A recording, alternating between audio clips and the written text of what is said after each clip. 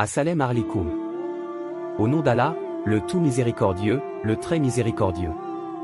Erreur numéro 2, le fait que la personne qui prie derrière un imam commence à descendre en prosternation avant que le front de l'imam n'ait touché le sol.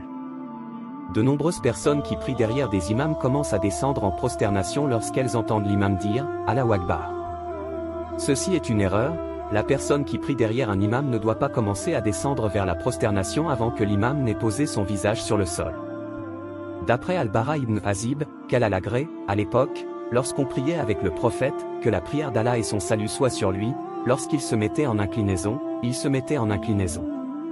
Et lorsqu'il relevait sa tête, il disait « Samia ala liman hamida » et nous restions debout jusqu'à ce que nous voyions qu'il avait posé son visage sur le sol puis nous le suivions. Rapporté par Muslim dans son Sahih numéro 474. C'est-à-dire qu'une fois que le prophète, que la prière d'Allah et son salut soient sur lui, posait son visage sur le sol, les compagnons, qu'Allah les agrée tous, se prosternaient.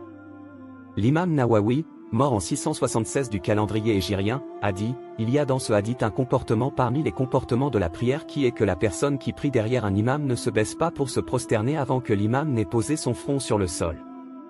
Sahih Muslim. Shir al-Bani a dit, j'ai mentionné ce hadith dans cet ouvrage pour deux raisons. La première est que la très grande majorité des prieurs ne mettent pas en pratique ce qui est induit par ce hadith qui est le fait de retarder la prosternation jusqu'à ce que l'imam pose son front sur le sol. Silsila Saya volume 6 page 225, c'est-à-dire la Silsila Saya.